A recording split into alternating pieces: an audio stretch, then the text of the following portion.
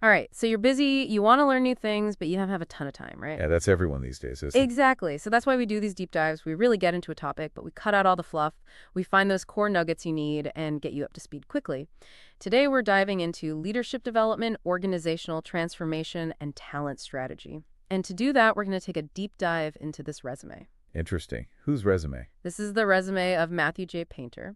Now, a resume might seem like a dry topic, but stick with us. Okay, I'm intrigued. So we're using this resume as a roadmap to understand how a real expert builds a career in these fields. Think of it like learning by example. What did Matthew Painter do right? I like it. I'm ready to dive in. So Matthew Painter, right off the bat, in his professional summary, he's saying, this is what I do: leadership development, organizational transformation, and talent strategy. He's not messing around. Yeah, that's smart. A focused professional summary immediately tells you what you're dealing with. Exactly. And then he highlights his track record of success driving engagement retention. That's keeping those great employees around. Right, retention is huge these days. Absolutely. And of course, improving overall performance. So right there in the professional summary, he's hitting all the major points for anyone trying to build a strong organization. Yeah, I'm noticing he uses some pretty active language too, driving engagement, fostering high-performance cultures. This isn't just someone who's along for the ride. You're right. It shows a real proactive approach. And looking at the bigger picture, he's all about aligning people's strategies with business objectives. That's key, isn't it? Oh, absolutely. It's not enough to just have a happy workforce. You got to have everyone working towards the same goals. Right. So then he breaks down his core expertise, and we're talking talent and culture strategies. That's like the bedrock. For sure. Then there's executive coaching and mentoring, that personalized touch for leaders, leadership development and succession planning, making sure the organization has a strong future. That's critical. And then change management and systems, thinking how to handle those inevitable shifts and understand how everything connects. So pretty comprehensive, right? Definitely. He's not just a one-trick pony. All right, so let's get into the meat of this resume, his professional experience. We'll start with his most recent role, Executive Director of Organizational Development at the University of Tennessee System. This was just for a short period from June to December 2024, but even in that time, he made some moves. Like what? He redesigned the organizational development value proposition. Okay, so for someone who might not be familiar with that term, what does that mean in plain English? So think of it like this. It's what the OD department offers to the rest of the university, what they bring to the table to help everyone succeed. Ah, okay, so he essentially revamped what the OD department was all about. Why would he do that? Well, maybe the old offerings weren't really hitting the mark. Maybe people didn't even understand what OD was there for, so he made it more relevant, more impactful, and, easier to understand.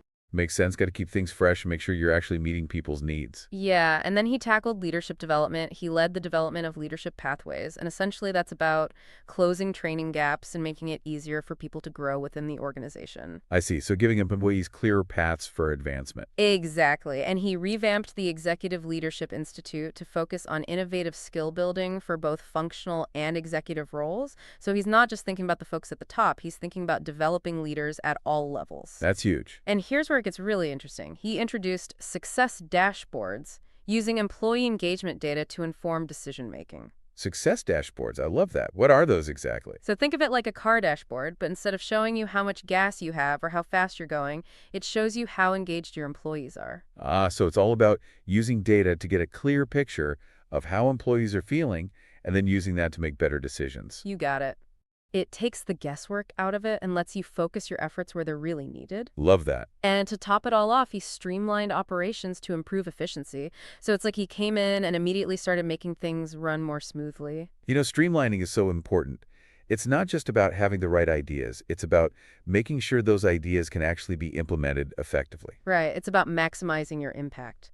Okay, so let's go back a bit. From October 2018 to May 2024, he was the Director of Leadership Development at UAB Medicine. Okay, UAB Medicine. Now, this was a longer role, and we see some really interesting things happening here. He designed and implemented an adaptable enterprise leadership competency model. Whoa, that's a mouthful. Break that down for me. What is an enterprise leadership competency model, and why does it need to be adaptable? Okay, so imagine you're building a house, right? You need a blueprint that shows you what the house is going to look like, what goes where. This competency model, it's like a blueprint for good leadership for the entire organization. It outlines the skills, knowledge, abilities, and behaviors that are essential for success. Got it. So it's like a guide to what good leadership looks like at UAB Medicine. Exactly. And the adaptable part, that's crucial because the world is constantly changing, right? Especially in healthcare, new technologies, patient needs regulations, everything is in flux. For sure. So if that model were rigid, it would be outdated in no time. It needs to be a living document, something that can evolve evolve along with the organization. Makes perfect sense. He's got to be able to roll with the punches. All right, so on top of that, he developed leadership programs, and they weren't just your typical lectures. He incorporated peer learning, mentoring, executive coaching. Oh, I like that. A multifaceted approach. Why is that so important? Well, everyone learns differently, right? Some people thrive in group settings, some need that one-on-one guidance, and some are ready for that high-level executive coaching. So by mixing it up, he was able to reach a wider range of people and cater to different learning styles. Exactly, it's about maximizing the impact of those programs. Smart.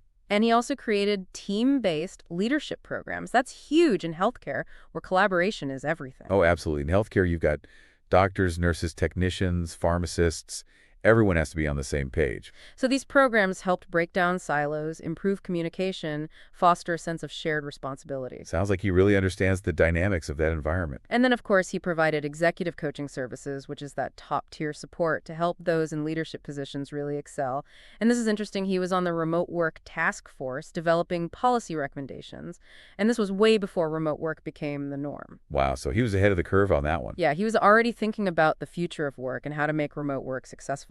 So let's move on to his time at Berkshire Health Systems. He was the director of leadership development there from September 2012 to June 2018. All right, Berkshire Health Systems. Now, this is where he really started to make a mark. He designed and launched the Institute for Organizational Learning. Wow, that sounds like a major accomplishment. What does it take to create something like that? Well, it's a big commitment from the organization. It shows they're serious about investing in their people. You need a dedicated structure, resources, curriculum. It's a whole thing. Now, what are the benefits of having an institute like that? Well, it really formalizes and centralizes learning. It makes sure everything is aligned with the organization's goals. And it creates a culture of learning where people are encouraged to constantly grow. I can see how that would be hugely beneficial. It's like building a learning ecosystem within the organization. Exactly. On top of that, he coached managers on performance strategies.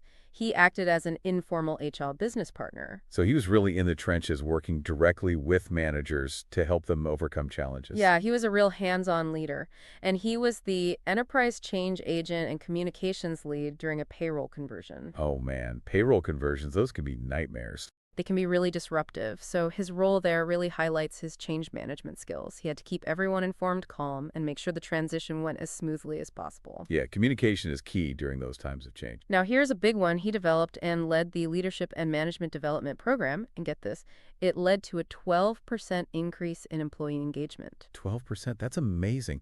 What do you think contributed to such a significant increase? Well, we don't have all the details, but it's safe to say the program was designed to meet the specific needs of the organization. It probably had a mix of teaching styles, feedback mechanisms, opportunities to put learning into practice, and of course, strong leadership buy-in. That's crucial. Yeah, you got to have the leaders on board and championing the program if you want it to be successful. So before Berkshire Health Systems, he was the Regional Academic and Learner Services Dean at National American University, Texas region. Okay, so now we're in higher education. Yeah, this was from 2006 to 2012, and here he was responsible for 8 campuses focusing on academic success and student retention. Interesting. And he managed to boost retention to over 85%.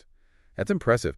What do you think are the parallels between student retention in academia and employee retention in a company? It's all about creating an environment where people feel valued and supported, whether they're students or employees. They need to feel like they're learning and growing. And like they have opportunities for advancement. Exactly. And he understood that connection between academia and the real world. He established a campus advisory council of business executives. So he was bringing in people from the business world to help shape the curriculum. Exactly, to make sure that what students were learning was actually relevant to what employers were looking for. And he was also an instructional designer for e-learning courses. So early adopter of online learning. Smart move. Yeah, always thinking ahead. Now, before that, he was an organizational leadership instructor at Mountain State University online from 2005 to 2009. He taught a range of courses: organizational culture, principle-centered leadership, organizational behavior. So really diving deep into those foundational concepts. Yeah, this is where he really solidified his understanding of those core principles, and, having that teaching experience is so valuable. Why is that?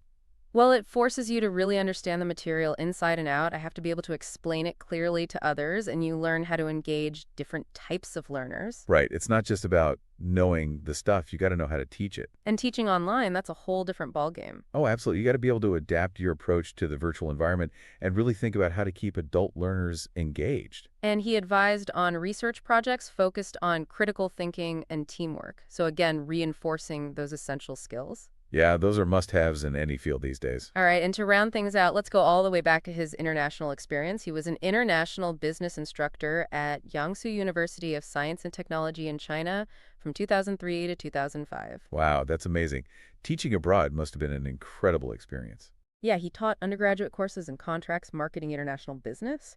He integrated case studies for practical learning and mentored students who were interested in international careers. So he was really immersed in that global environment. How do you think that kind of experience shapes someone's perspective on leadership and organizational culture? Oh, it's huge. It exposes you to different cultures, different ways of doing business, different communication styles. It makes you more adaptable and more understanding of the complexities of working in a globalized world. For sure. And it probably made him a better communicator, too. You have to be able to bridge those cultural gaps to be effective. So as we've been through this resume, we've seen a clear progression, a building of skills and experiences, all centered around those core areas of leadership development, organizational effectiveness, and talent strategy. Absolutely. And it's not just about practical experience. He's got the academic credentials to back it up. Right, a PhD in business administration focusing on industrial organizational psychology, which is the study of human behavior in the workplace. Right. A graduate executive education certificate from Harvard, a master's in strategic leadership, and a bachelor's in business management healthcare administration. So he's got the academic foundation and the real-world experience to match. That's a powerful combination. And he's not just resting on his laurels, he's committed to continuous learning. He's diving into topics like generative AI and the future of leadership in the age of AI. It's like he's always looking ahead, trying to understand what's coming next and how to prepare for it. And then you look at his certifications, change management, coaching everything, DSC, intercultural development inventory, leadership practices inventory, and a bunch more. It's a whole toolbox of methodologies and frameworks. It shows a commitment to professional development and a willingness to invest in learning new skills. And having a diverse toolkit like that is so valuable because it allows him to approach challenges from different angles. And to wrap things up, he's not just doing the work, he's also sharing his knowledge. He's been featured in publications like Talent Management and Chief Learning Officer.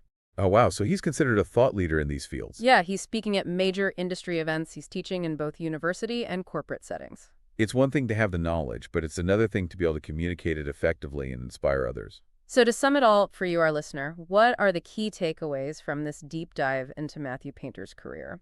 We've seen a dedication to helping people and organizations thrive, a commitment to continuous learning, a focus on practical application, and a track record of achieving measurable results. Exactly. His career is a testament to the power of combining a strong theoretical understanding with real-world experience. He's not just talking the talk, he's walking the walk. And that brings us to our final thought for you to consider. As you think about Matthew Painter's work with remote work policies and his interest in AI, how do you see leadership development and organizational strategy evolving in this increasingly hybrid and AI-driven world? What skills and competencies will be essential for leaders and organizations to succeed in the future? It's a question worth pondering. Things are changing rapidly, and those who are able to adapt and embrace new ways of working will have a definite advantage. Thanks for joining us on this deep dive. We'll see you next time. See you.